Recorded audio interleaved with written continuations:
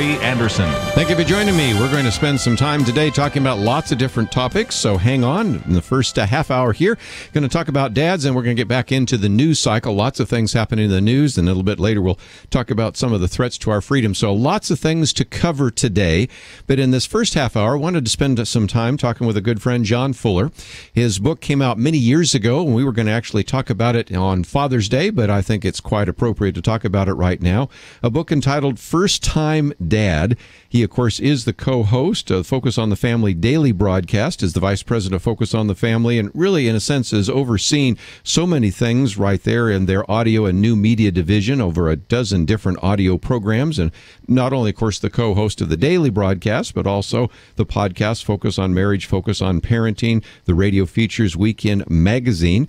He holds a bachelor's degree from the University of Texas at Tyler, as well as a Master of Arts in Human Communications from the University of Northern Colorado. We first connected up back in Tyler, Texas, KVNE. And John Fuller, it is a delight to have you on the program with us today. Kerby, thank you. I so enjoy being able to listen to you and to hear you, and it's a great thrill and privilege to be part of the radio program. Well, and actually, most of the times that you and I have done any interviews, you have been asking the questions, either singly, like at KVNE, or with Dr. Dobson, or now with Jim Daly. And so now I get to turn it around a little bit and ask you some questions. And I'd love to, even though this book's been out a couple of years, remind people how important it is. Josh McDowell did an endorsement in which he said that more than 30 years ago I became a father, but I have to admit I was terrified about how to be a good dad to my little girl. My childhood was full of pain, and I had a acute sense of my own severe shortcomings. I think Jim Daly could write a similar story like that. And certainly you know, John, that a number of our listeners came from difficult family backgrounds. You have a chapter in here about breaking the chain. So I know that whether you came from a really good family or a bad family, I think there's a lot of anxiety and tension and stress in the minds and hearts of a lot of men when they find out that they're going to be a father. Yeah, I think there are probably a range of things. And by the way, it is rather a delicious irony for you to be asking me the questions, even though we both do that professionally. I think back to East Texas and asking you questions in the 80s about things, and you've always been such a gracious guy about answering questions. So it's fun to have a question like that. So I think there's a range, don't you, where Sure. A lot of guys are afraid because of their background, because of a sense of, I'm not sure I can do this. There aren't a lot of good mile markers set up in the culture as to how to be a good dad and what it looks like. A lot of us didn't grow up in good families. I had a privilege of being raised in a religious home, parents still together, but so many guys these days are products of a divorced family, or they didn't know their dad. So those are common, I think. Then there are the guys who, probably a little bit more like me, just think, oh, yeah, that's one of those things I'll check off. Yeah. I'll be able to just do that because I do all sorts of things. I mean, I play ultimate Frisbee, and I mountain bike, and I carve wood, and I fix cars, and I'm a worker, and I've been a husband now for some time. So what's being a dad? Just one more thing. Yeah. The good news, of course, is regardless of your background and insecurities and fears, you really can do a good job. It really just requires a couple of things. You have to show up, and you got to care. If you'll do those two things, you'll get most of it right to a great degree. Well, and one of the reasons you wrote this book, and you say a little bit of it in the book, and we also have put up a video that you created, kind of a trailer explaining that, was that when you meet certain men, there wasn't really a book to give to them. I mean, a lot of people say, there are a lot of books on dads. Well, yes, but some, as you point out, are at the 30,000-foot level. They're kind of the big picture. And then some might be the checkoff list, do this, do this, do this, and everything's fine. You were really looking for something that you could hand to individuals and use examples of people that you've met on a plane, people that came out of prison, that are in circumstances where they really value a book that you've written and made available to them. Yeah, and thanks for posting the videos. I saw those, and I'm really grateful that you do that. So the genesis for the book was really found in a couple of different meetings. The one that I did share that's on the website about the guy in the park who saw me playing with my kids on a playground set. My brother and I had the kids out. We were playing. this guy comes up and he wonders, why, how do you do that? And I thought, what do you mean, how do you do play that, with your kids? I mean, many people get this intuitively, but so many don't. And so I did. Somebody captured it real well in one of the Amazon reviews. I was very pleased that they caught this. They said, this is kind of more of a mentoring, come alongside and share some things well said, yes, I've learned along the way. It's not intended to be instructive so much as, yeah, I'm in this journey with you, and I'm not perfect. I have learned some things. And if you set your expectations right, if you frame this well mentally with the understanding that my kids don't need perfection, they just need me to care and to be there for them. And if you realize that kids are very forgetful and a lot of your mistakes are going to be, past history, they're gone. And if you realize that the goal is not just survive here, it's to raise that child to leave the nest and become an independent, productive adult. You've got 15 years or so to maximize this time, and then it's over. And it's rich if you do it well, and it's full of regrets if you do it poorly or don't care. And so the book was an attempt to kind of just help with those expectations in very much a come alongside and share from my heart rather than 1, 2, 3, this is how you do it. One of the things that you talk about early on is this idea of time and priorities. Recently we had Doug Fields on, and he was talking about that as well. It's always been a problem for fathers who sort of have to focus on being the breadwinner, supporting the family, and have a lot of activities. I think it's gotten worse because of email and smartphones and the rest. And so as important as this was when you wrote a few years ago, I'm sensing now that dads might just be like their teenage kids, a little tied to their phones, and time is so important to their kids. Yes, and I've been guilty, okay? I mean, just full disclosure, my wife really resents having a phone plugged in on the nightstand. And I'm trying my best to ignore it. And I'm trying, even this week, I've had to say to myself, the laptop stays over there in the corner while my kids, while my youngest, who's 11 now, is awake. But it's a challenge. All of us are on that crazy busy cycle. And when we were a new couple, a relatively new couple, we had this spontaneity. My wife Dina and I would be able to go off and we could do almost anything we wanted. And then baby came, and I felt chained to the house, stroller, to the diaper bag, and to all the all the extra stuff you got to have. But if I don't manage the free time I have, if I don't find some balance, I'm going to miss some things. I don't want to miss my baby's first words, my baby's first steps, those seasons of real significant growth and change, because I'm so busy, and this is a challenge, I'm so busy making a mark at work. This is, I'm in my 30s, it's the time I got to do this. Too many guys succumb to that, and they forget that the clock doesn't stop ticking for that little baby. In the book, I share a story of my son. At the time, he was 8, my oldest. He was upset, and I'll have to explain, I guess, after the break why he was so mad and what I did about it. Well, you know what a break means. We're going to take that. We'll be back with John Fuller right after this.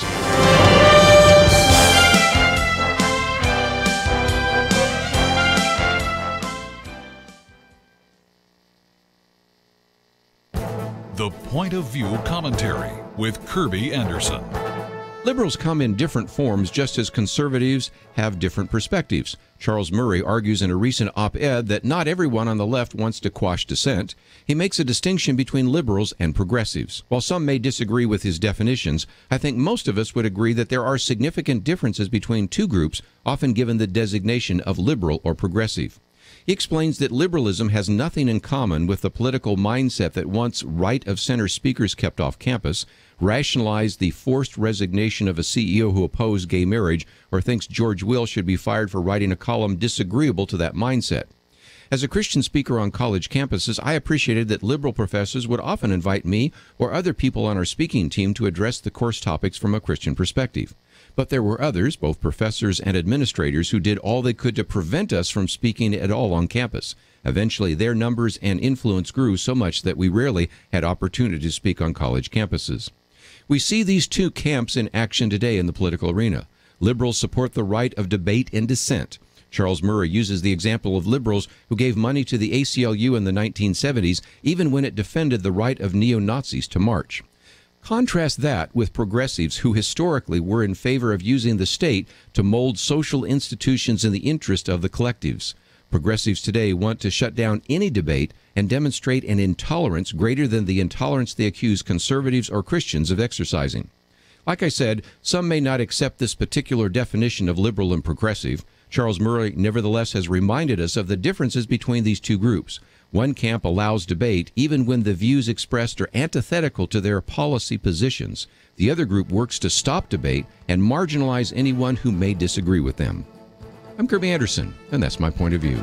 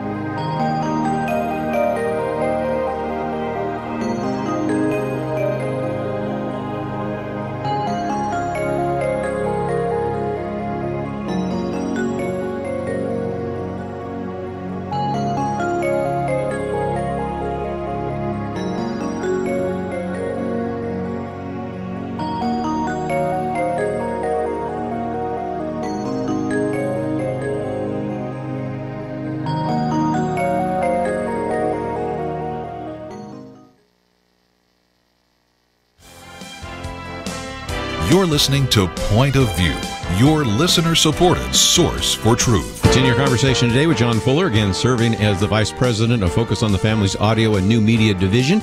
Also is an elected member of the Board of the National Religious Broadcasters, talking about his book.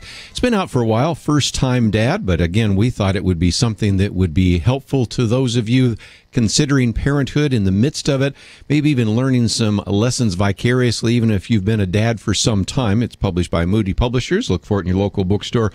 We have information about that, and also, of course, a link to Focus on the Family on our website and a video trailer.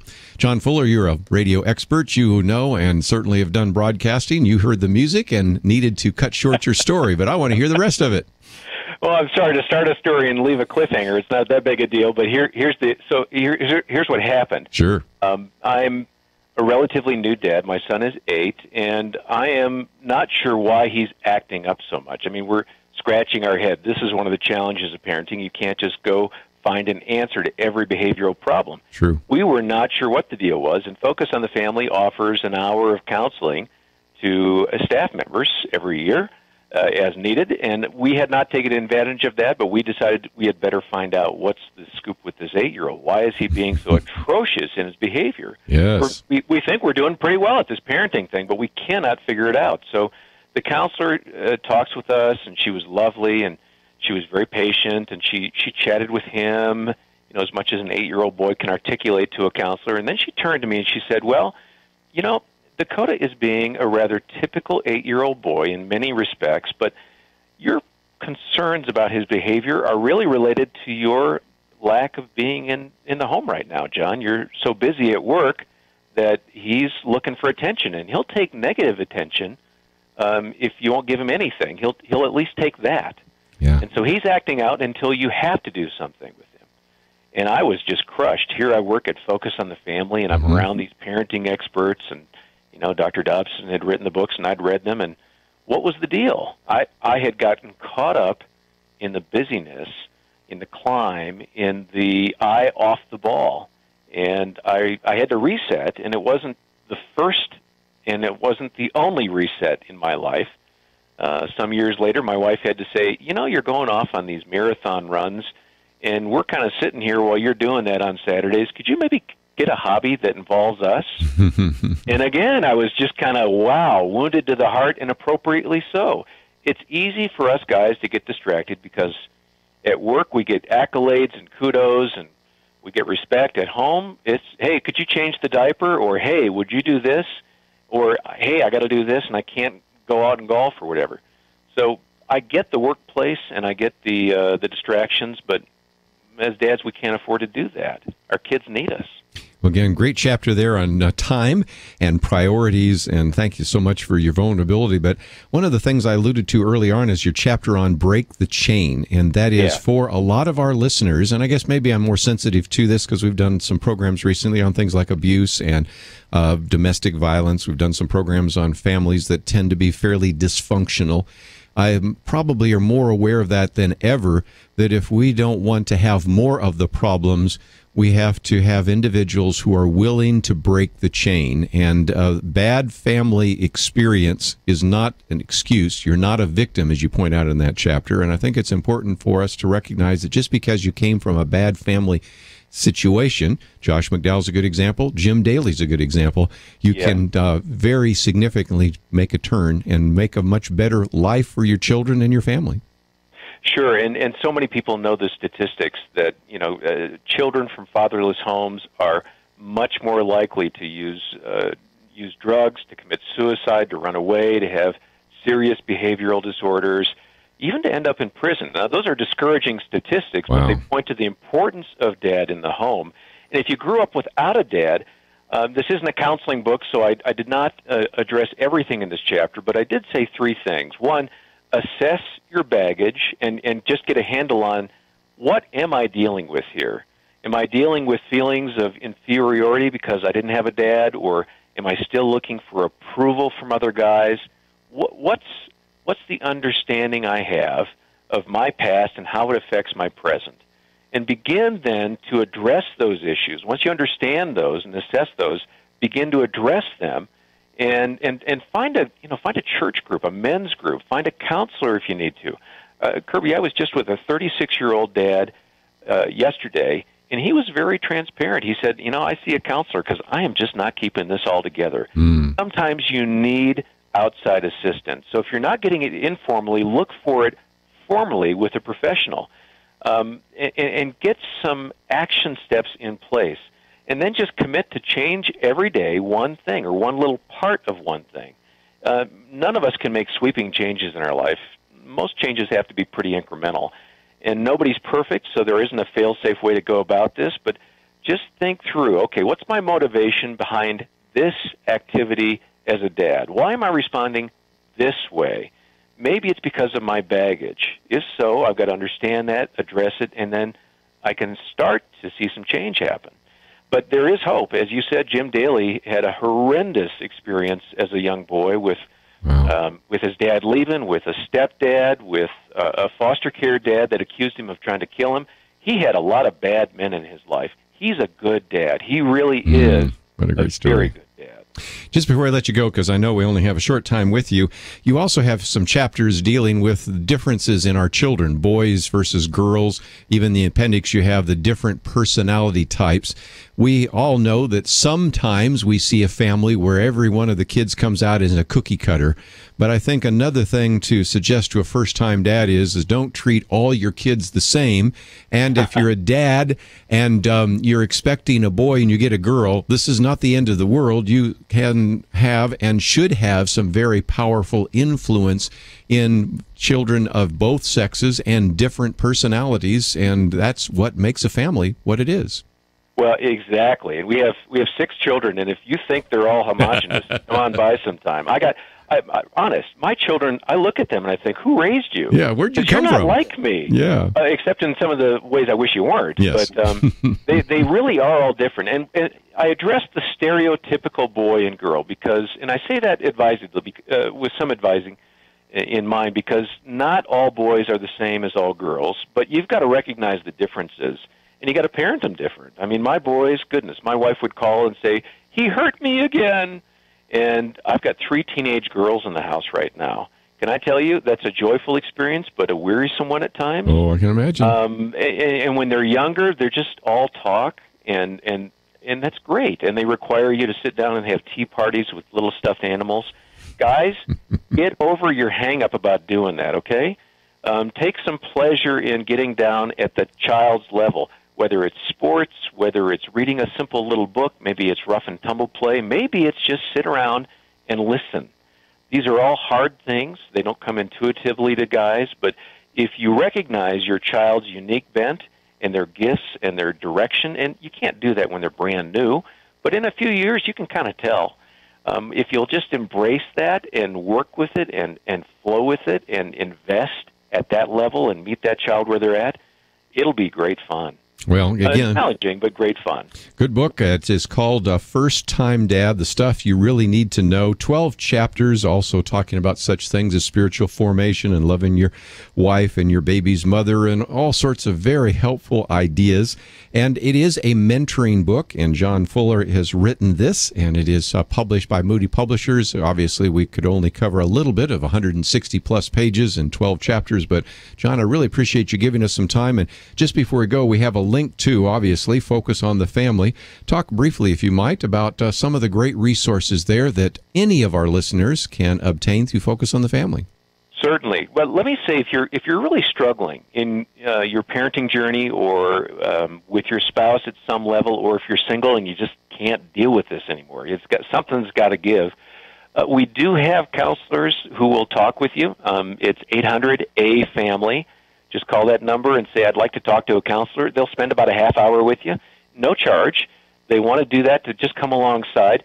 Our website, focusonthefamily.com or .com/radio, has so many resources. We've got books and articles and videos and downloads, a lot of good stuff there. And we're trying to really address the tough stuff of life. And sometimes that's, I can't deal with another diaper change. Other times it's, I can't deal with the criticism my spouse is giving me, or maybe it's a life issue. I can't deal with my boss anymore. We're there to try to help, and we say, help offered here. Come on by and let us assist you in whatever way we can. We want to undergird the family. It needs help and support more now than ever, it seems, and let us serve you in any way we can, please. Well, again, focusonthefamily.com, and information about marriage, parenting, life changes and challenges, as well as family. And John Fuller, you're a great friend, and it's been great to have you today here on Point of View. Kerby, thank you for your stand for truth and the way that you engage the culture. I am a great respecter and admirer of you, and I'm thankful that I can call you a friend. Well, appreciate that, and we're going to take a break and get back into some of those news items, give you a little bit of a look on what is taking place. Then the second hour today, we will spend some time talking about some of the challenges to our freedom and some of the surveillance that's been taking place. So quite a bit we'll be talking about over the next 90 minutes. Stay tuned. We'll have more right after this.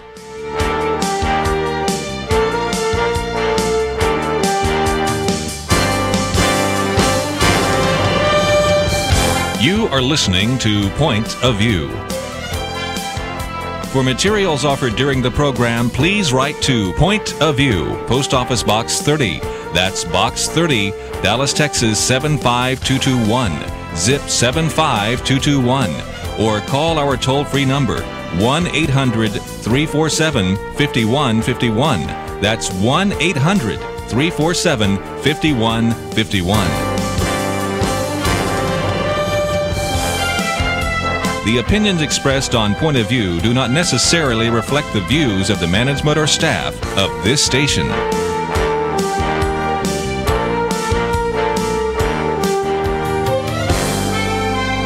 Point of View will continue after this.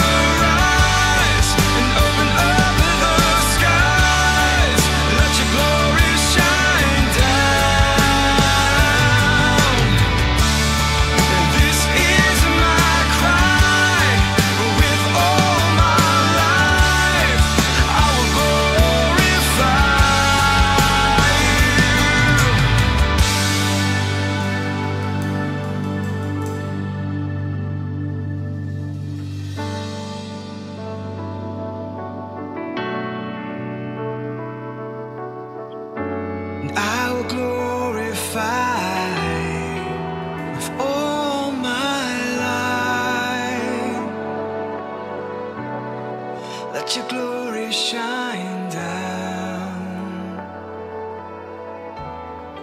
Let your glory shine down.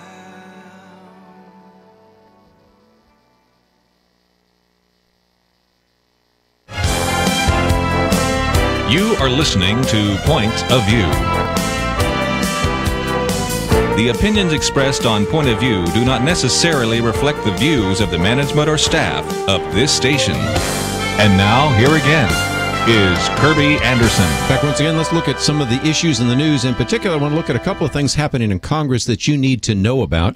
You might remember yesterday we talked about this idea of whether or not there should be articles of impeachment brought against the president.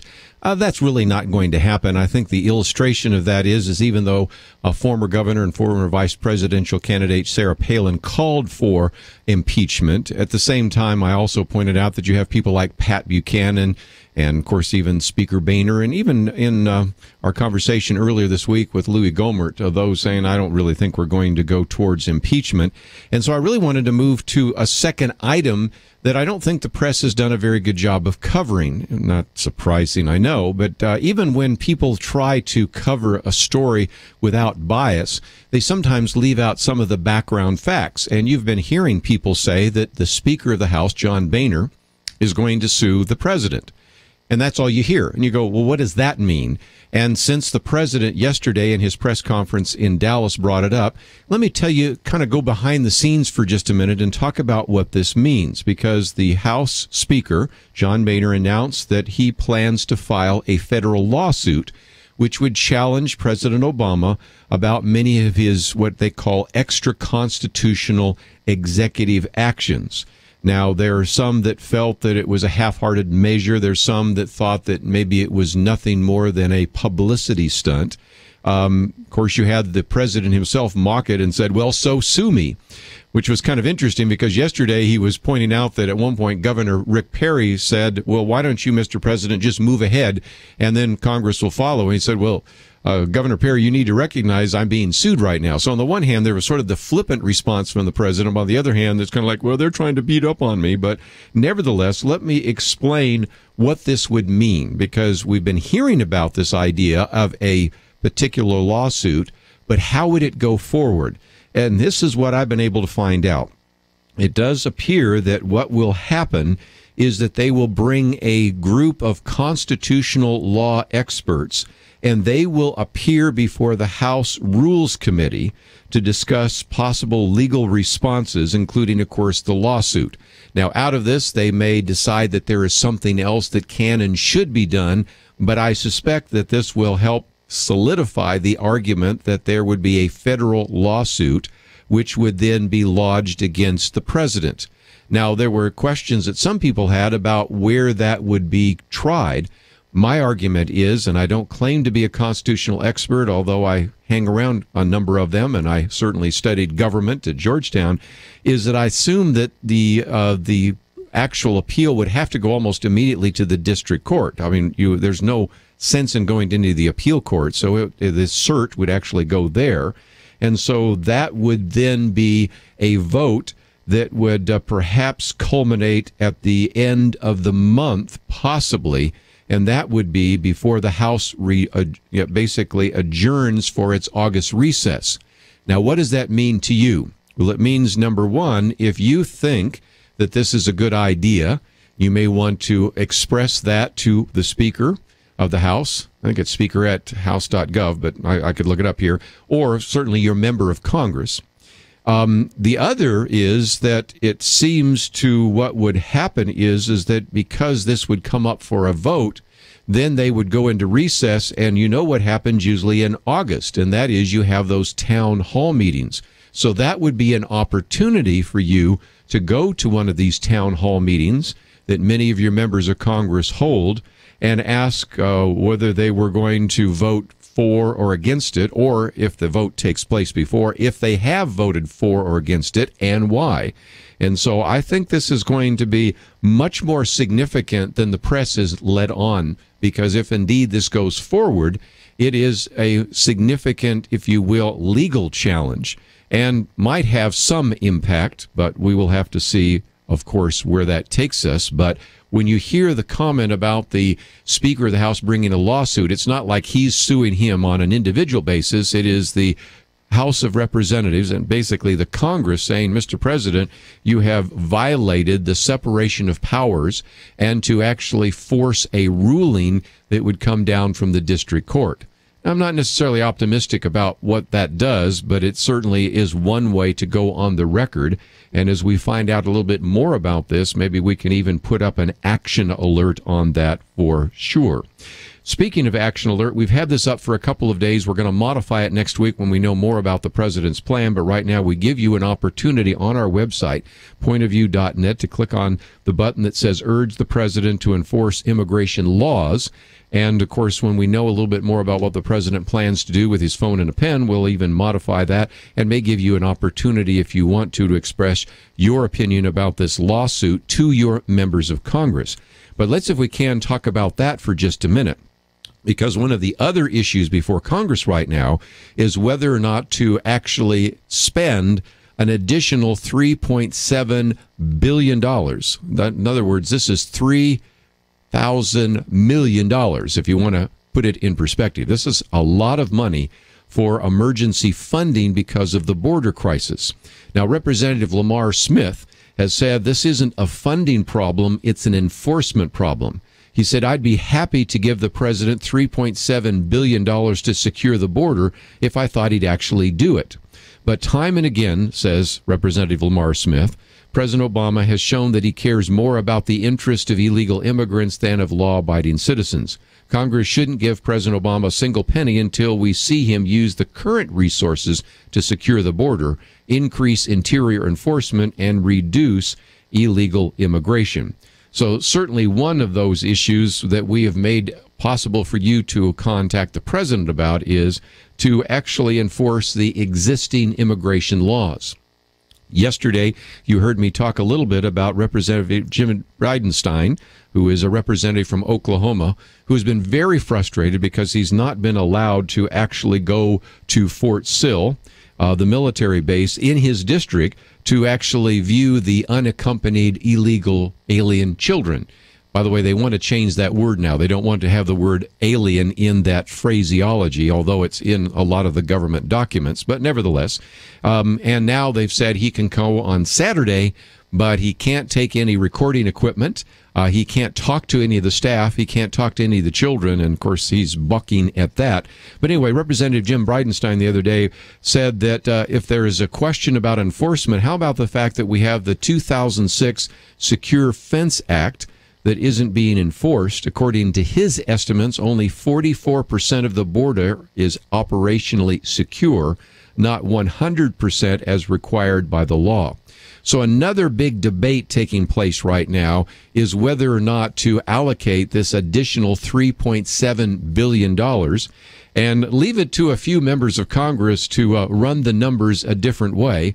Senators Tom Coburn, and again, he's a senator from Oklahoma, and Ron Johnson, who's a senator from Wisconsin, noted that if you took the 52,000 children, and that's the number everybody's using, although it may be a low number, but we'll take that number, and buy 52,000 one-way tickets to Central America, that would still only cost you $10 million, which would be a significant savings compared to President Obama's $3.7 billion.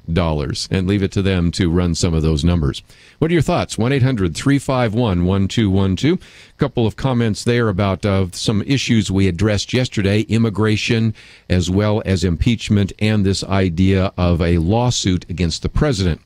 Just before we take a break, and I'll come back and take some of your phone calls, wanted to mention something that was introduced into the Senate hopper, and that is a bill that has been co-sponsored by Senator Patty Murray, a Democrat from Washington, and Senator Mark Udall, Democrat from Colorado, which is an attempt to, in a sense, overturn the decision that came down from the Supreme Court on the Hobby Lobby Mardell-Conestoga case. It would ban for-profit companies from refusing to cover any federally guaranteed health benefits for religious reasons, including all 20 forms of contraception that are detailed in the Affordable Care Act. Now, again, don't forget, the press has done a terrible job of covering this. Hobby Lobby, in their policies right now, covers 16 of the 20. It's the questions about the remaining 4, things like Ella, Plan B, which are abortifacients. And so, first of all, it makes it sound like they won't cover contraception. They will, matter of fact, do so, and probably have a better health care plan than most of us have.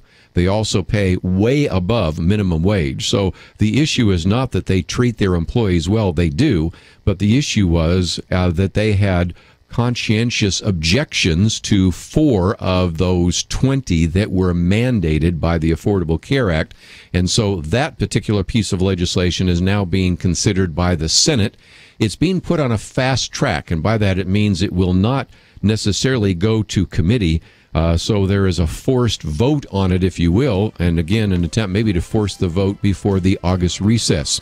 So a couple of issues on the table. Love to get some of your comments. I have more to speak about, but I'd love to hear from you as well. 1-800-351-1212. We'll be right back.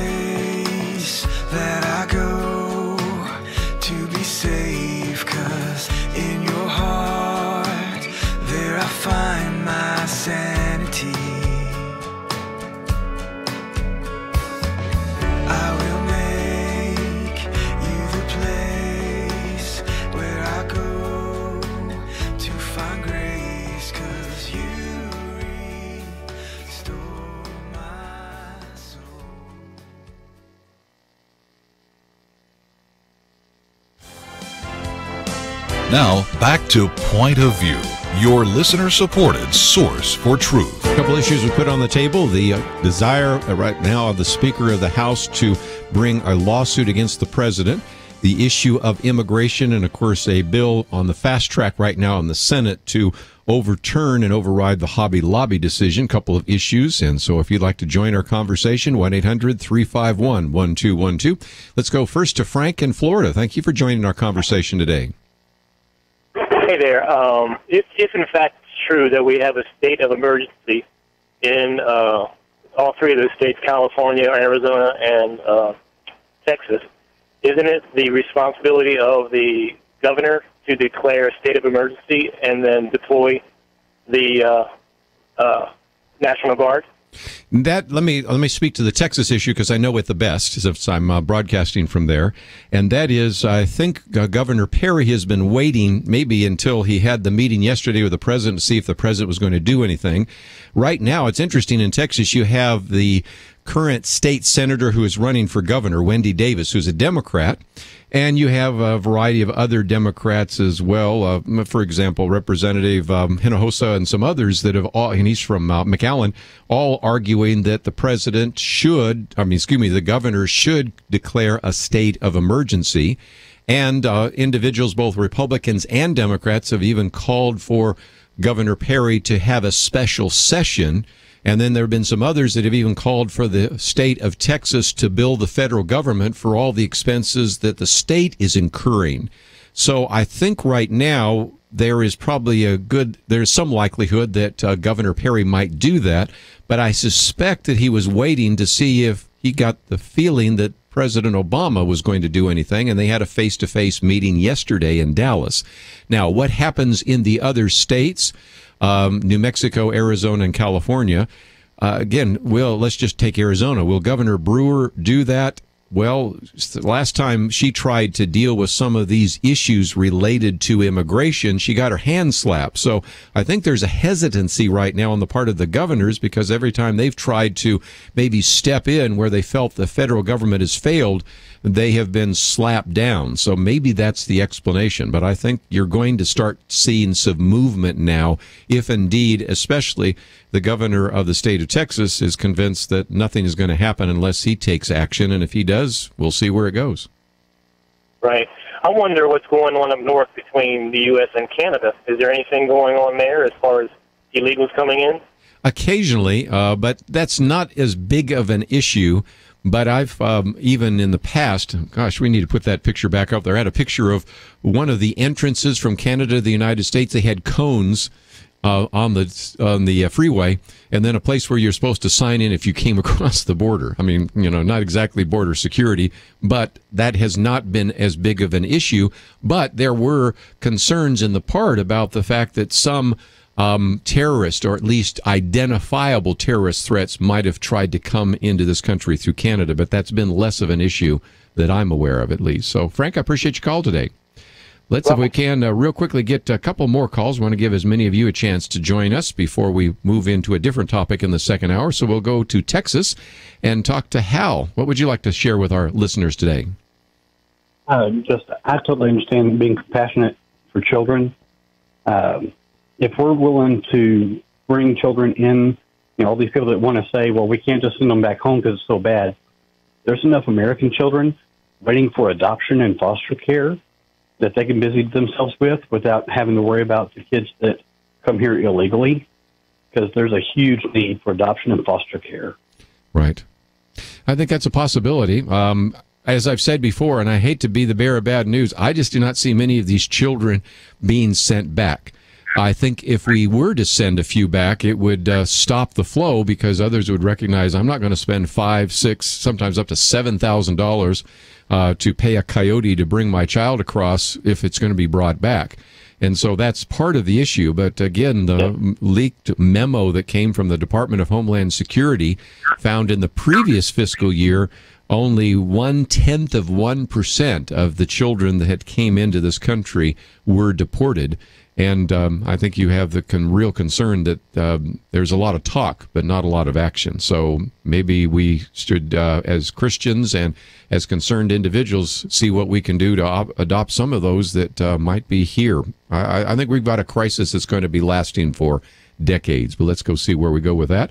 And let me go back to the phones real quickly and go to Arkansas. Amanda, thank you for calling today. Yes, thank you very much for answering. Yeah, what would you like to share with us? I have a few different topics, but I'll make them brief.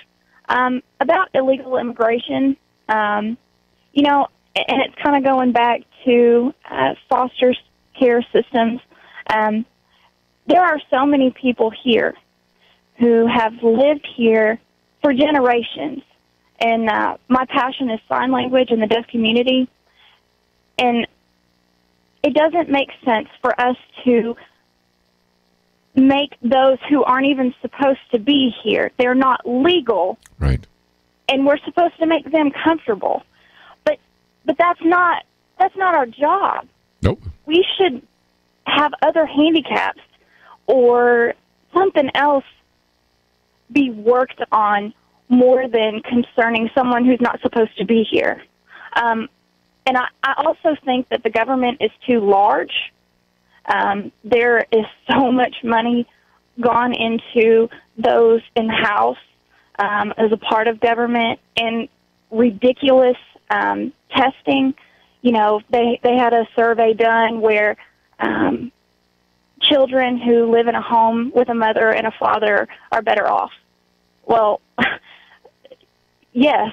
I mean, we shouldn't have to spend thousands of dollars to figure that out. I mean, we already know that. And if you've heard this program, I say so many times, we spend millions and millions of dollars to tell us what most common sense mothers already know. And so that's a good example of that. And then you have these other bogus studies, like this one that came out the other day that said, oh, really, there's absolutely no difference if a child is raised in a home with 2 men or 2 women, or 1 man or 1 woman, or just one parent. And like, really? I mean, and you go back and look at the studies and realize how bogus they are. So they not only spend money, in many cases, telling us what we already know, but then they spend lots of other money with some of these bogus studies telling us things that we know in our heart of heart aren't true. So that's why you said, again, the government is too big. And right now, I'm just appalled that after the Supreme Court rules, immediately what we see are a number of Democrats there in the Senate that want to try to overturn the Supreme Court decision. You know, amazing how quickly a 5-4 decision that supported Obamacare is the law of the land and nobody should challenge it. But here, a 5-4 decision goes the wrong way, according to the liberals, and there they are immediately trying to overturn a Supreme Court decision, which we'll talk about more tomorrow on our Friday weekend edition. So government's too big, and it's intruding on our lives, and that's going to be the theme in the second hour today when we talk with Cheryl Chumley about her new book, Police State USA. So I hope you'll be listening too. Yes. One last thing. I also think that because Obama is the first black president, I feel like he's been given too much power, and people have made it. It is a big deal, but it's not so much of a big deal that he should be exempt from any other laws, that he should overpower anything that's already been made law.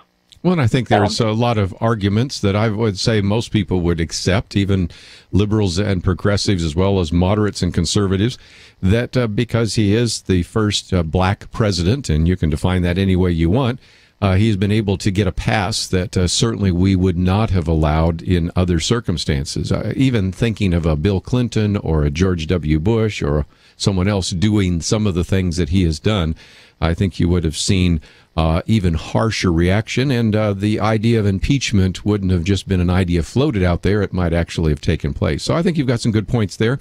But I need to take one of those breaks that are mandatory, and when we come back, Cheryl Chumley is with us. We are going to talk about her new book, Police State USA, the foreword by Congressman Louis Gohmert, our good friend. And it's similar to some of the conversation we've had in the past with John Whitehead in his book, Government of Wolves. She gets into quite a bit, and her argument is that Orwell's nightmare is becoming our reality. And I think you will, again, hear some things of concern about this surveillance and this growing police state in America. So we're going to talk with her, give you a chance to continue the conversation. And in the last hour, of course, we will have an opportunity for you to once again join the conversation as we open up the phones once again. Let's take a break, though. We'll come back and talk about her book and give you a chance to interact with her. All that coming up right after these important messages. Across the nation, this is Point of View. For materials offered during the broadcast, please write to Point of View, Post Office Box 30. That's Box 30, Dallas, Texas 75221. Zip 75221. Or call our toll-free number 1-800-347-5151. Point of View will continue after this Point of View is produced by Point of View Ministries and is supported by your generous tax-deductible contributions. I just thank God for y'all. I listen to you every day, truly. I wanted to thank y'all for everything you do each day to inform Christian families and our community about the things we can do, and just the way you're so informative. I listen to you daily and love you guys and appreciate you so much. God bless you, Kerby, for keeping this show so on track and for the decades of wonderful help to this nation that Point of View has been. We're all big fans of your work, and we pray that God will just prosper it.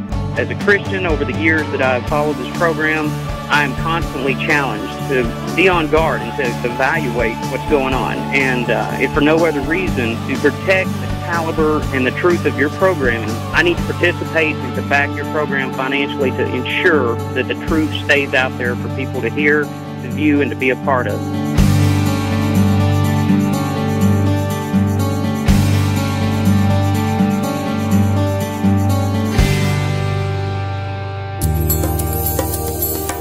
This is Point of View Radio.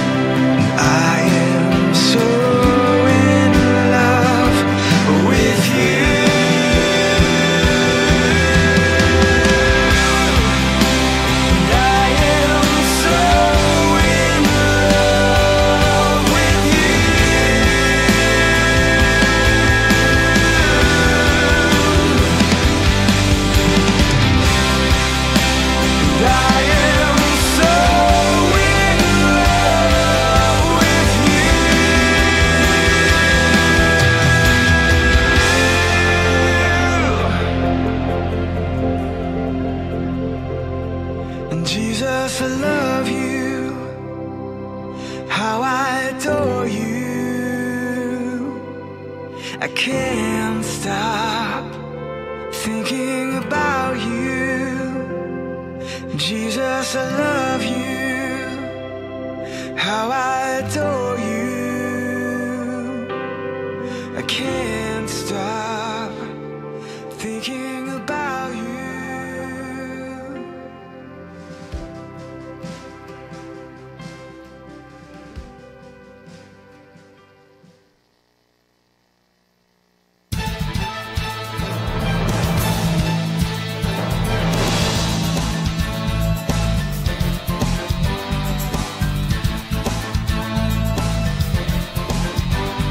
Hi, this is Kerby Anderson. You know, each day we take on the tough issues and provide a biblical perspective to them. The topics we cover are wide-ranging: apologetics, theology, prophecy, creation and evolution, intelligent design, marriage, family, child-rearing, the millennial generation, trends in society, politics, economics, business, religious liberty, the Constitution, public policy, foreign policy, military policy, tensions in the Middle East, abortion, homosexuality, pornography, sexual ethics, media, technology, history, and America's godly heritage. We talk about anything that affects your faith, your family, or your freedom. So don't go anywhere, because Point of View continues right now.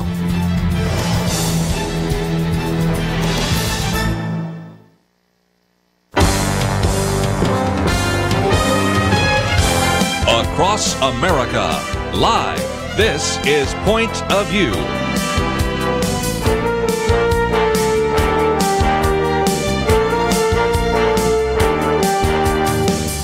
And now, Kerby Anderson. You know, if you listen to Point of View at any length of time, and certainly over its more than 40-year history, you know that many times we've talked about the growing surveillance of the government over us, the expansion of government policy that dictates so much to us, and the concern that we seem to be moving more and more into a police state. And sometimes those concerns fall on deaf ears. They didn't always. I remember in the 1990s, some of the most popular programs we ever did were on the invasion of privacy and the growth of government. But some of this has happened so incrementally that a lot of people don't pay attention. But I'll be honest with you, if we don't pay attention to this and begin to push back, say 5 years from now, you probably won't even recognize this country. I'll guarantee you that certainly by the time your children and grandchildren are here, America won't look like anything like you've ever seen before. We've done some programs in the past about that, most recently, of course, one with John Whitehead and his book, Government of Wolves. And I really wanted you to have a chance to hear today a little bit more from Cheryl Chumley about her book, Police State USA. It's a very good book. We have it in our Point of View store so that you can find it there. It's a WND book. You probably can find it in your local bookstore, but we wanted to make it available there in case you can't find it. We also have a video that goes along with it, so let me encourage you to watch that video and then maybe hit the share button and put it on your Facebook page. It will generate lots of conversation that I think would be very helpful.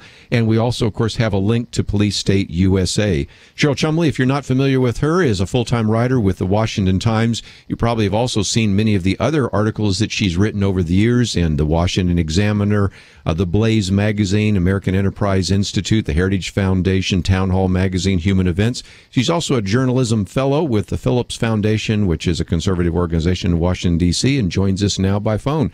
Cheryl, thank you so very much for writing the book and joining us. Oh, hey, Kerby. Thanks so much for having me. Yeah, as you heard me say, we have talked about some of these issues before, but you have done such an outstanding job in this book, which is 260 pages of documenting this. I might also mention, as I did in the first hour, that the foreword is by Congressman Louis Gohmert. He was on with us Tuesday. He's been in the studio many times with us before, and he really says it's important for us to understand how key this is, because, as I said just a minute ago, if we don't begin to turn some things around, we're not going to recognize the America that we live in by the end even of this decade. Well, I agree with you. I agree with what Congressman Louis Gohmert said, and I just would point out that the 260 pages, that could easily be thousands of pages. All anybody has to do is turn on their local evening news or pay attention to their local newspaper, and you can see government encroaching at all levels, federal, state, and local. Well, you have 18 chapters. We may not cover all of them in an hour, but we're going to do our best. And, of course, I want to open it up for comments or questions. But you begin by talking a little bit about what the Founding Fathers intended based upon certainly a limited government. And now today, the 21st century realities. When we talk about gun control, let's recognize that one of the things that's even brought us into the American Revolution was the Battle of Lexington and Concord. That was a little bit like gun control as well. So it wasn't like the framers and the founders of our country did not understand that a government could get very large and very tyrannical. They understood that in the 18th century, and we certainly see it today, don't we, in the 21st century? Oh, definitely. And this present administration is so anti-Second Amendment that, you do have to watch what happens with, gun control measures. In recent months especially, you have to watch with a lot of rising alarm.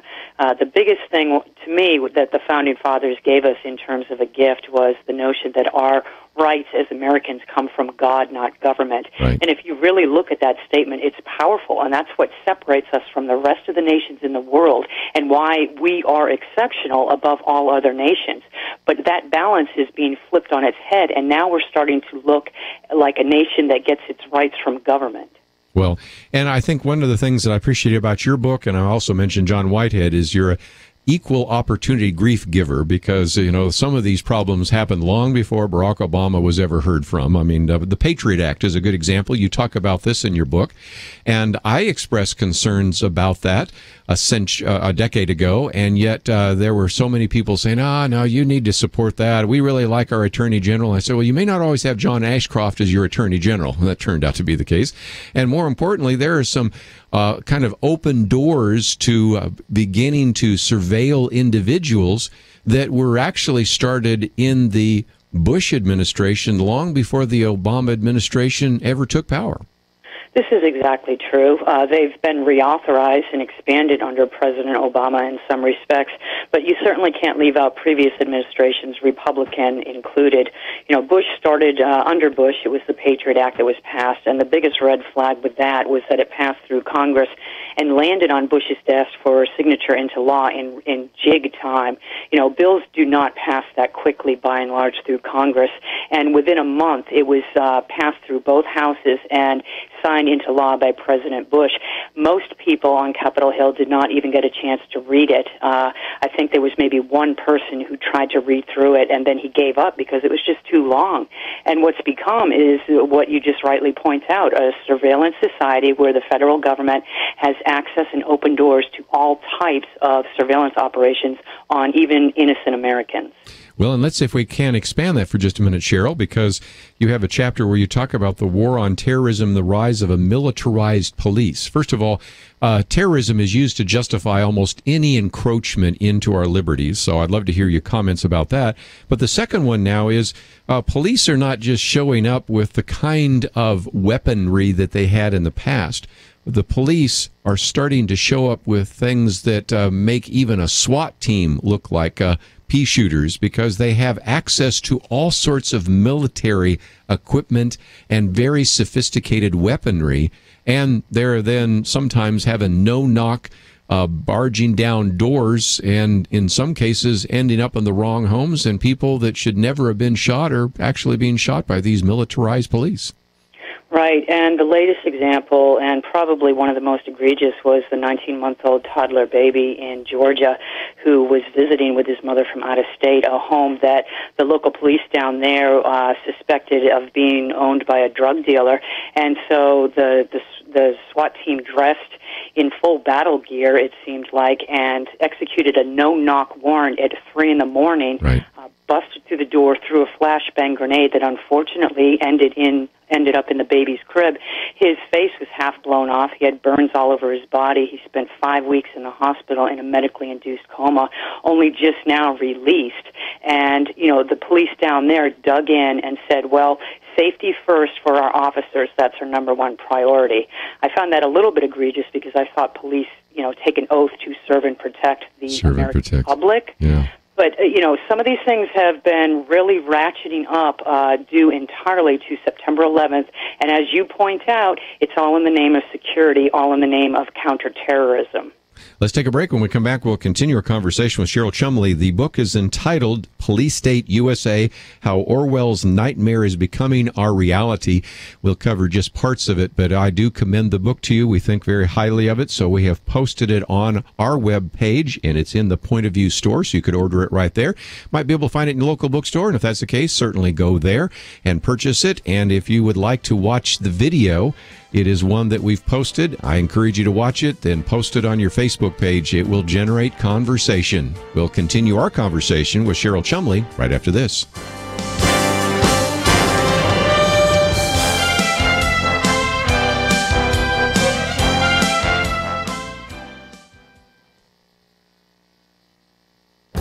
The Point of View Commentary with Kerby Anderson.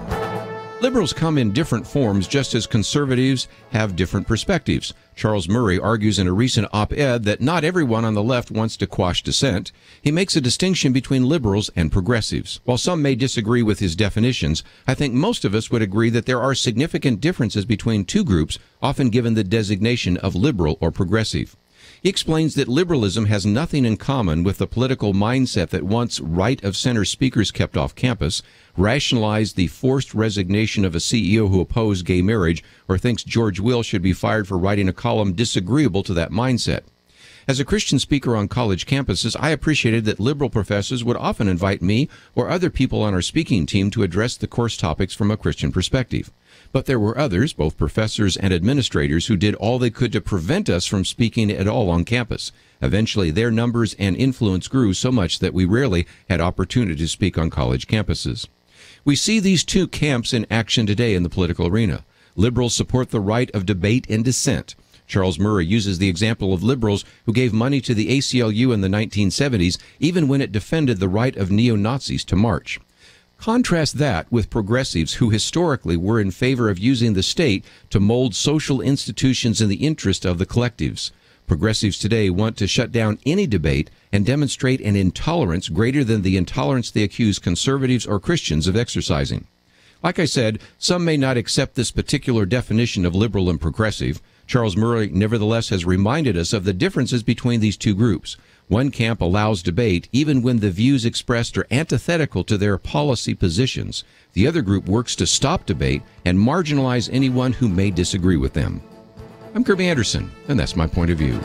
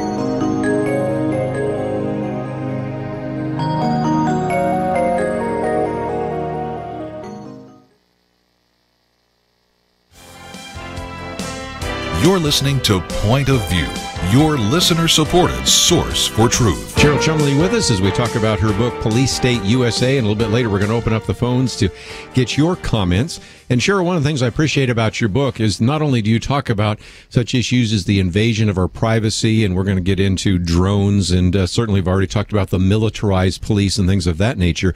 You look at it in a broader sense in terms of big government, and one of our callers in the first hour talked about how government is so big, and in your chapter on Big Green Takes the Wheel, it's a reminder that the loss of liberty isn't just from the police state, isn't just from the military, isn't just from various people in the Justice Department taking our liberties, but groups like the Environmental Protection Agency, or agencies like the Environmental Protection Agency, groups like Earth First and Greenpeace, Sierra Club, and others are affecting us. And you start out by giving a quote that I'd never seen before by John Adams, saying that the moment the idea is admitted into society that property is not sacred as the laws of God, and that there is not a force of law and public justice to protect it, anarchy and tyranny commence.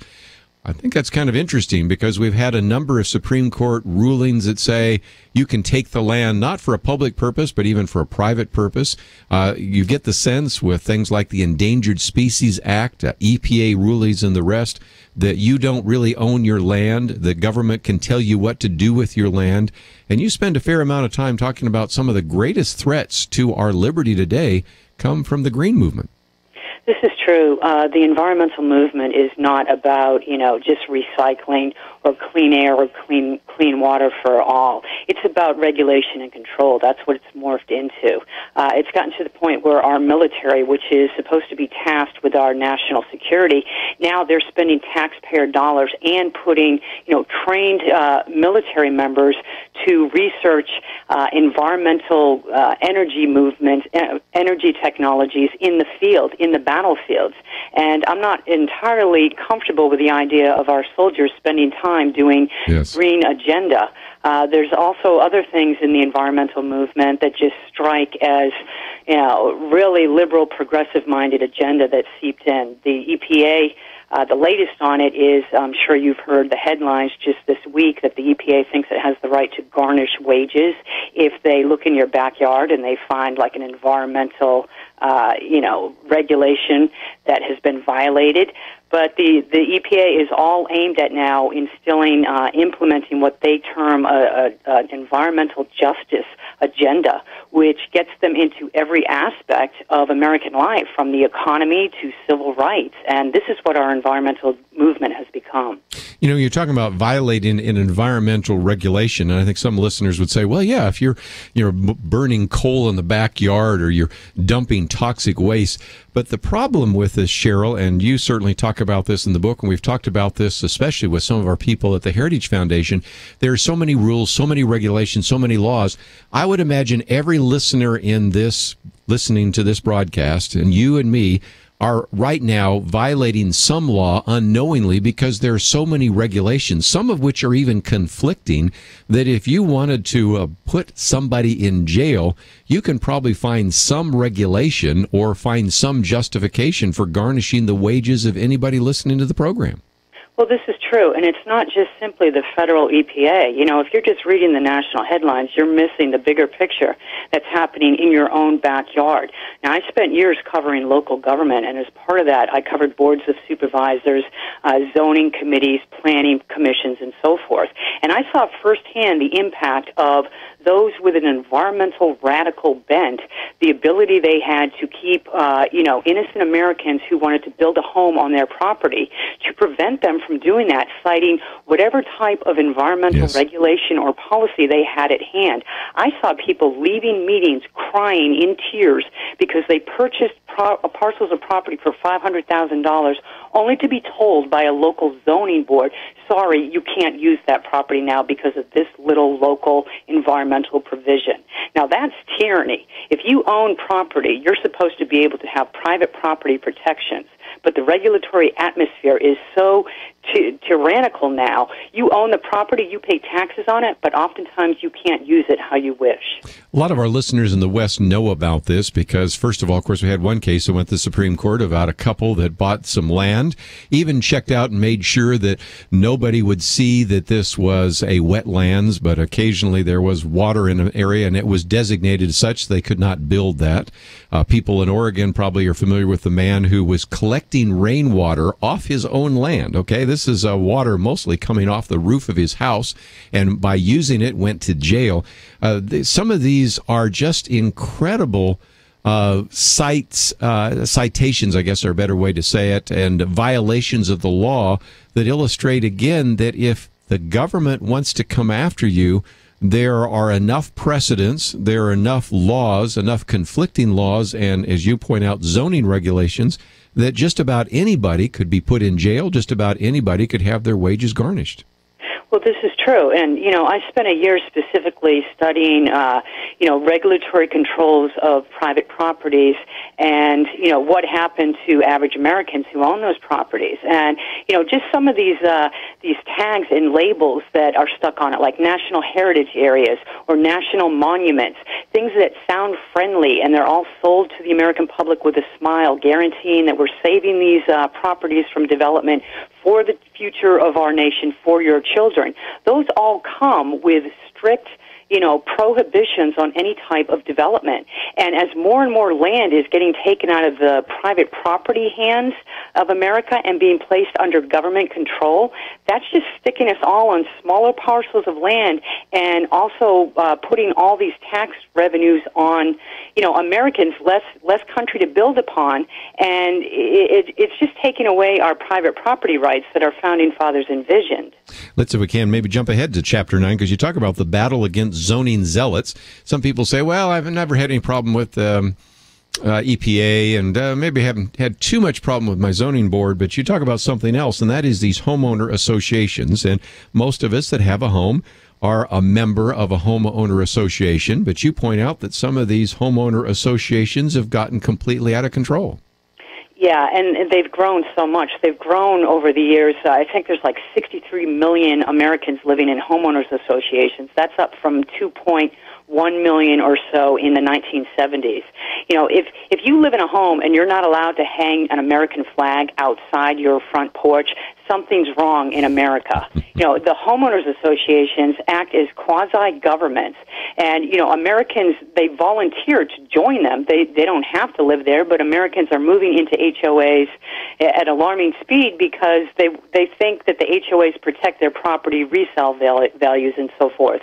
But at the same time, you're ceding so many of your private property rights for, maybe an economic benefit at best, and it all depends on how zealot your local HOA board is. Some of them are real strict, some of them real lax, but in the end, you're giving up your private property rights. Let's talk about a couple of examples that we've talked about on the program and are in your book. One about whether or not Girl Scouts could sell their Girl Scout cookies on the sidewalk, or whether that would be an enforceable offense. Another one, and this comes from our good friends at Alliance Defending Freedom, the banning of church services. Well, you say, well, of course, but they then wrote that in such a way that even having a home Bible study would be a problem. And so you can begin to see that with zoning ordinances, local control, and then with some of these homeowner associations, even religious liberty issues are oftentimes at stake. And Second Amendment issues, too. There were people who live in homeowners associations, through the years where there have been certain policies that try and make guns off limits and so forth. Certainly under federally subsidized housing situations, the same thing occurs. But that's why our founding fathers believed that private property rights were so important, because once you take away the private property right, then it puts all these other rights that were guaranteed in the Constitution in jeopardy. Well, we're going to take a break, and when we come back, we'll come back to some of the other ones. I wanted to take a little bit of a tour for just a minute of some of the other things that Cheryl talks about. For example, Big Green, and certainly some of the zoning rules and regulations. But we'll come back to some of the issues that I suspect you probably were thinking about when we talked about a title of a book called Police State. We'll talk about the amount of data that is being collected by Big Brother, the growth of these secret government centers. What are all those about? What about these drones? And that they may be monitoring you. So there are all sorts of issues we're going to put on the table. But let me also open the phones. Perhaps when we talk about Police State USA, you have a comment or a question, and we give you that opportunity in this last half hour as we talk with Cheryl Chumley. She, as I mentioned before, is a full-time writer with the Washington Times, but you probably have seen many of her articles and other things like the Blaze magazine, Washington Examiner, Human Events, Town Hall, and much, much more. And the book is entitled Police State. It is published by WND Books. You can go to your local bookstore and perhaps be able to find it, but we have it available on our website just so you can find it there as well. And of course, we have a link to policestate.usa, so you can find it there. So any way that you want to get it, I would recommend it. And also, as I've mentioned, we have posted this video, which is a series of video clips that just remind you of what is happening in America. It is something that you would like to watch, I suspect, probably want to post on your blog, your Facebook page, or somewhere, and it's all available at our website, pointofview.net. When we come back, let's take some phone calls. 1-800-351-1212. We'll take your calls right after this. You are listening to Point of View. For materials offered during the program, please write to Point of View, Post Office Box 30. That's Box 30, Dallas, Texas 75221, zip 75221. Or call our toll-free number, 1-800-347-5151. That's 1-800-347-5151. The opinions expressed on Point of View do not necessarily reflect the views of the management or staff of this station.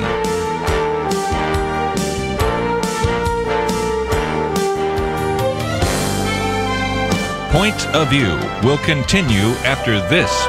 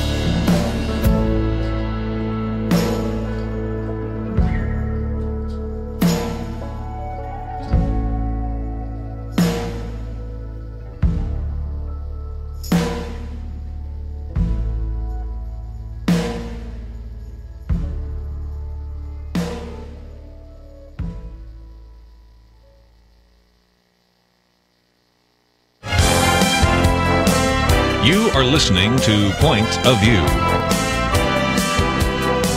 The opinions expressed on Point of View do not necessarily reflect the views of the management or staff of this station. And now, here again is Kerby Anderson. Privileged to have with us today Cheryl Chumley. And again, if you are not familiar with her, certainly would encourage you to watch for her byline in Washington Times and so many other places where she writes. Author of this book, Police State USA, forward by Congressman Louis Gohmert. 18 chapters, 260 pages, and she pointed out it could be many times that length. Let's take some phone calls as we move along in the conversation.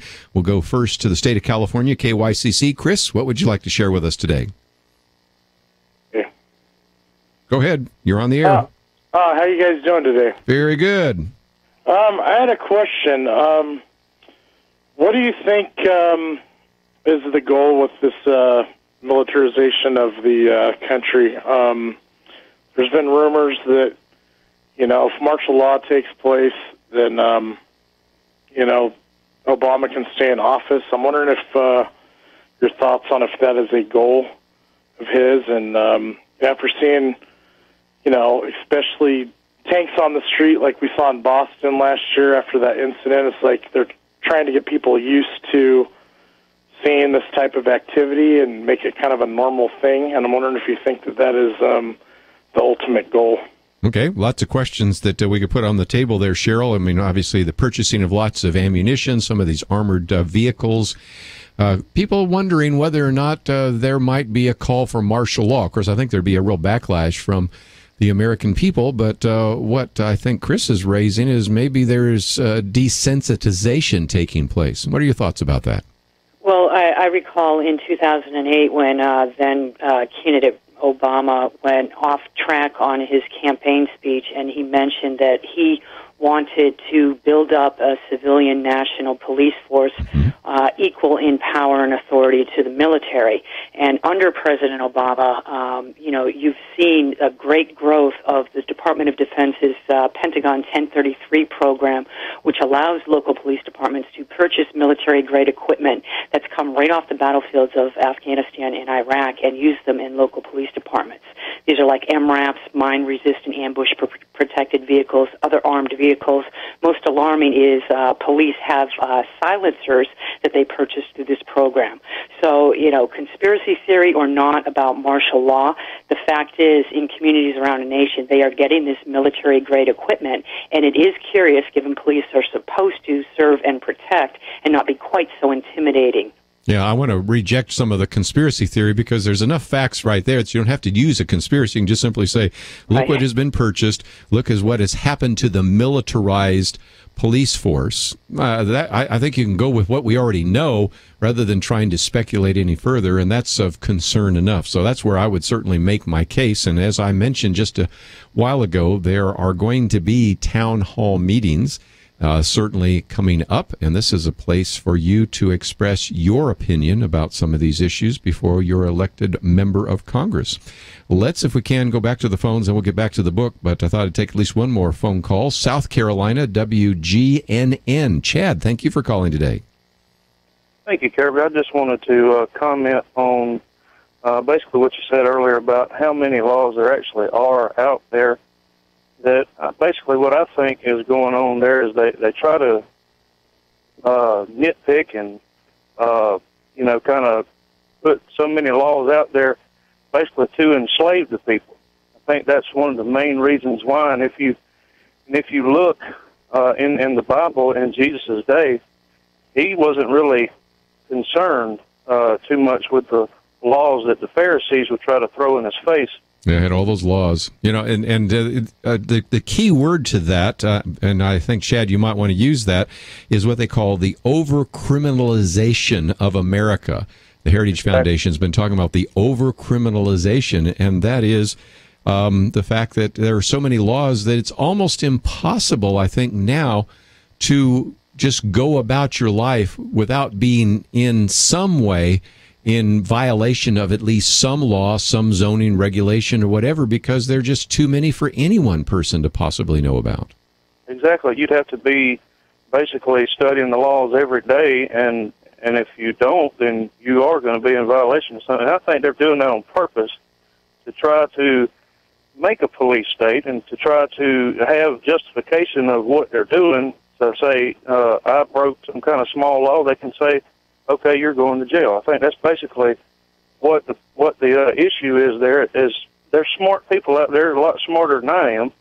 I think that that's exactly what they're doing so they can receive that control. And that's all I have to say, Kerby. Appreciate it. Well, thank you for calling in. Cheryl, what about this idea of the over-criminalization of America? Is that a valid point? Oh, definitely. Well, I think the Founding Fathers knew and warned that, a government was set up as a force, and a government can often be self-serving. Years later, Ronald Reagan put it pretty succinctly when he said the most terrifying words in the American, I'm here from the government and I'm here to help. And I think a lot of the justification that government uses, as your listeners no doubt know, is to help out and for the benefit of somebody, usually the children, and nowadays for the security. And what happens is regulation and control. Well, let me come back to some of the things that I would imagine most people would have expected us to talk about when you hear the title of the book, Police State USA. And I'll get back to some phone calls if you'd like to join us, 1-800-351-1212. But one of your chapters talks about this grabbing of data, the surveillance of all this information, and now these secret government centers that are collecting so much information. That should cause every American to be concerned, right? Definitely. The secret government centers, there's so many, they're hard to keep track of. But right now in states around the nation, there are 72 or so what's called fusion centers. And those are simply collection points for data where intel is supposed to be collected, stored, and shared among all the government agencies for counterterrorism reasons. Well, Capitol Hill hearings have proven in recent months that the intel collected in there and analyzed isn't providing lawmakers with any, or intel agencies with any sort of valuable information to fight terrorism. So what they're using it for instead is to fight crime. And why, you could talk about the intricacies of these programs, but what Americans really need to know is how your local law enforcement officials are regarding these fusion centers. In L.A., the local police department out there was told, if you see suspicious activity, you need to report it to your fusion center. And they define suspicious activity as somebody maybe scribbling on a notepad in a public park or snapping a photo of a government building. These are the types of information that is being collected on Americans who aren't even accused or suspected of any crime. Well, and as you point out, some of the collection is then being given to them by citizens who are supposed to be the eyes and ears of the government. But then you also have a chapter in which you talk about unmanned drones coming to a community near you. They may be flying overhead and monitoring you without even your knowledge. Right, and the whole drone issue, what you need to be alarmed of with that particular program when it gets in the hands of government is these drones don't just fly like toys. They have cameras in them, and so the information that they're collecting in some people's legal minds serves as an infringement on your privacy and your right to have your personal properties free of search and seizure without warrant. So this data is being collected as a drone would fly overhead, and nobody really knows where it's being stored, for what reason, for how long, and most Americans aren't even aware when the info is being collected. Well, and what I've understood from other experts is that there could be a van that even drives by your house, drives by your car as you're sitting in that, and they can, with various kinds of, I guess it's infrared, various kinds of images, see what you have. There are listening devices. They're creating some of these drones that are not big things you see, but small, almost look like insects. So you have a level of surveillance that is far beyond even what George Orwell talked about in 1984. True. You're referring to the backscatter vans that are in neighborhoods around the nation, and that allows police to sit in a van and using equipment in the van, they can X-ray into a vehicle that's parked on the side of the road. They can X-ray underneath pedestrians' clothing to see what that person has in his or her pockets. That's just a drop in the bucket of some of this emerging technology. There are street lamps out west where they're posted on the corner, and as people walk by by, the street lamps pick up not just their movements, but also, their discussions, the audio, and that information is fed back to local law enforcement to feed into computer modeling and, do some behavior analysis to determine high crime areas. This emerging technology is all about surveillance and spying, and what it does is it places innocent Americans in the category of suspects. Wow. Cheryl Chumley with us, and we'll continue our conversation with her, but also, again, give you a chance to join our conversation. Let's open up the phones again, 1-800-351-1212, talking about Police State USA. It is a book that you certainly would like to read about, and if you would like to know more about it, we have information on our website, and most importantly, we have a video that you might want to watch as well, and of course, you can order the book. If you'd like to join the conversation, 1-800-351-1212.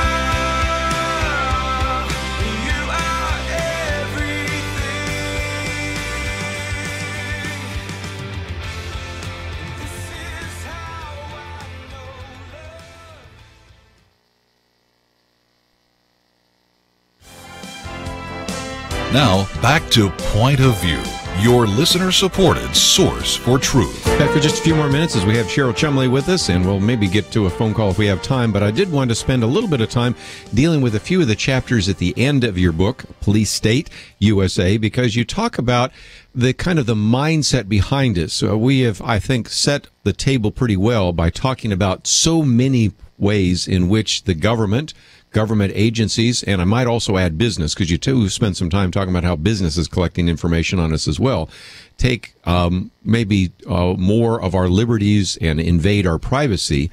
But near the end of your book, you talk about things like political correctness is killing us, really.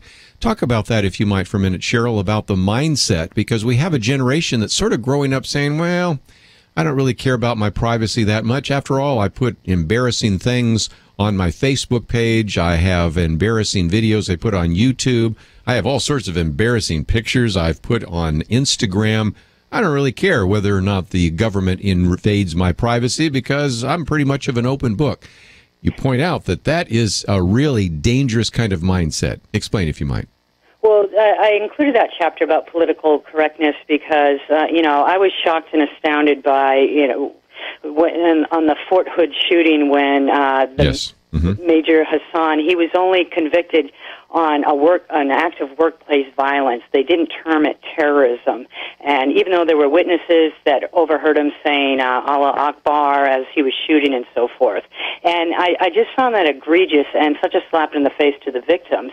And then when I looked into it, I noticed, there was testimony on Capitol Hill from Rudy Giuliani that said, look, if we can't name the true enemy of America, then how can we fight it? And I agree with Giuliani that one of the real threats to our national security is radical Islam. Sure. And I just find it, unbelievable that we will take all these steps at the airport to pat down baby diapers and, make World War II vets stand up in their wheelchairs so we can sift through their clothing items. And yet we'll leave our borders porous and we refuse to, deal with the element of radical Islam, which is one of the biggest threats facing us as a nation. And I just think that it's political correctness run amok, and it's putting our nation's innocence in real danger. Well, certainly. Let me take a phone call because it relates exactly to what you just said, but I want to come back in just a minute also, kind of alluding to where we were going, training the next generation that government is God. In other words, well, I shouldn't be concerned about that because I'm not concerned about my privacy. And besides, government's doing a lot of good things. But let's take this phone call because it relates to the conversation you just made. And that is Tom in South Carolina. Tom, what would you like to share with us today? Thanks for taking my call. I just wanted to quickly say there is a root to all this. There's a bottom line. These are many attacks that are coming from immigration and the police state and Islam. All these attacks are coming, but what they're really after is they're trying to destroy the kingdom of Jesus Christ. That's the bottom line. And what I'm afraid is going to happen in this country, at some point Christians are going to be blamed for the problems, much like the Jews were blamed in Nazi Germany. And we're going to see more and more encroachment on our rights as Christians. We're going to be blamed, and that's what's happening. I believe that's the bottom line of all this. They're trying to destroy Jesus' kingdom. Of course, I know they won't do that, but this is the sliding away that was prophesied, and we're just seeing symptoms that are kind of like when you go on a camping trip and you're attacked by a bunch of mosquitoes. They come from all kinds of different directions, yeah. But they're all attacking you. And that's where I think the bottom line is. Sure. We're going to talk a little bit more about that next Thursday, so I hope you'll join us then as we get into some of those prophecy issues. And, of course, we talk about a lot of that on Fridays when we have our opportunity to look at religious liberty, so certainly a couple of key issues. But just before we run out of time, that chapter, Training the Next Generation That Government is God, this is a concern because you have a lot of young people today that I run into that say, well, I don't really believe that the free enterprise system is a good thing. I really sort of trust government. And then I say, well, so you believe that a bureaucrat that is unelected that you don't know has your best intentions better than somebody that's in your family or somebody that you have a close affinity with? Well, I never thought about that, but you're really concerned right now that we are becoming too accepting of some of these encroachments into our liberty. Exactly. I mean, look, I have 4 kids, and they all attend public school. So I see this on a day-to-day basis. And what's going on in our public schools, you've got the First Lady of America telling parents that they don't know how to feed their kids. So she puts in place policies how to feed your kids. You have, little kids in grade school who bring a squirt gun into school and they get, the police called on them. You have in schools historical pictures of Jesus being condemned by, 1 or 2 atheists in the community, and the schools are threatened with lawsuits and end up having to pay tens of thousands of dollars just to make the lawsuit go away. This is all pointing to, the children who are being raised in our local school system, being, attending our local schools. It's telling them government is the authority. All mention of God is secondary. Well, I would certainly commend to individuals this book. Not only have I mentioned that there's 18 chapters and about 260 pages, but there's at least, I think I counted 36 pages of endnotes. So if people say, well, wait a minute, did that really happen? They can follow those up and find a great deal of information. So, Cheryl, for just a minute, let's, if we can, talk about how people can use this. One, I'd love to get your comments about the video, because we put that up there, Wake Up America, The Rise of the Police State. And, of course, we have a website that people can go to for Police State USA. It's policestateusa.com, so they can find out a little bit more. But talk about some of the resources, because we do have a lot of activists that listen to this program. They're ready, willing, and able for you to give them their marching orders. Well, yeah. I mean, first and foremost, be bold. This nation is founded on a government where the people are the boss and the politicians are the employees. And that goes all the way up to the White House. I know a lot of Christians, they don't like getting involved with politics because they think it's, biblical that, God has put these people in positions of power, so you're supposed to respect it. But in this nation, we are the government. And, I really think if change is going to happen in this nation, it's going to come from those of Christian belief. And second off, some of the things you can do is stop funding the major parties, because Republicans, Democrats, it doesn't matter. We're getting the exact same type of government encroachments. And third off, I would say, our founding fathers were not timid about turning to prayer and fasting to bring a nation back on course or to, bring about some sort of sought solution. And I think we as a nation need to band together and do a lot more of that. Outstanding. Cheryl, I appreciate you being with us today. I appreciate the good work that you've done over the years. I certainly want to be looking for your byline and future articles. Certainly thank you for this book, Police State, and thank you for giving us an hour today here on Point of View. Oh, it's been my pleasure. Thank you so much, Kerby. Let's do it again. We are just about out of time, so let me mention again, we have some great resources that might be helpful to you in some of the conversation that we're having. And so I would encourage you to visit the website, pointofview.net, and you will find a number of things. First of all, in that first hour, we spent just a little bit of time talking with John Fuller about his book, First Time Dad. And if you are a first-time dad or know someone that is, you might certainly get a copy of the book, or certainly send some information to those individuals, because it is a very practical book, was endorsed by so many people, and I just thought it would be fun for you to hear a positive message, because we have certainly a lot of discouraging news that we bring on a pretty regular basis. And then, of course, we have posted some information about some of the other topics that we have been addressing, so if you want to find those, go to the website, pointofview.net.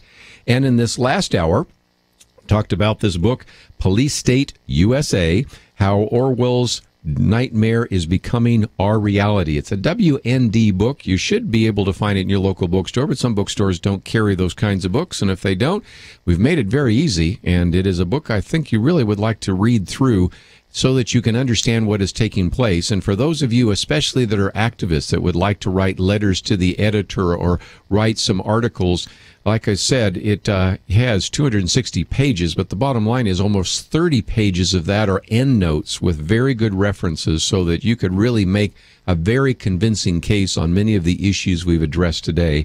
And so, again, the book is available. The video is there. Let me encourage you to take that, post it on your Facebook page or your blog, or send it as an email to individuals. And there's just great ways you can take the information we've been making available to you and maximize the impact. That's all we have for today. Again, let me encourage you to visit the website, pointofview.net. As you go there, don't forget you can also click on that button that says Donate. We are dependent upon your financial gifts to bring this program to you. Tomorrow is our Friday weekend edition. Penna Dexter, Debbie Georgiadis with us. It'll be a great program. We'll see you then.